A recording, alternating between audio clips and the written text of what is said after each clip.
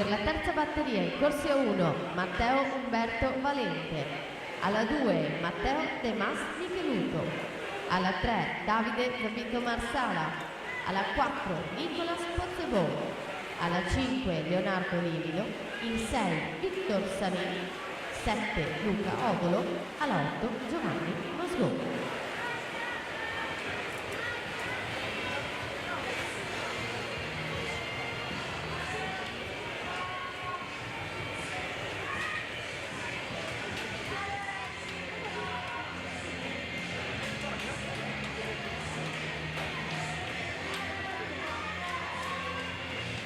Prima delle teste di serie, Pietro Spano, Rarinantes Venezia, corsia 4,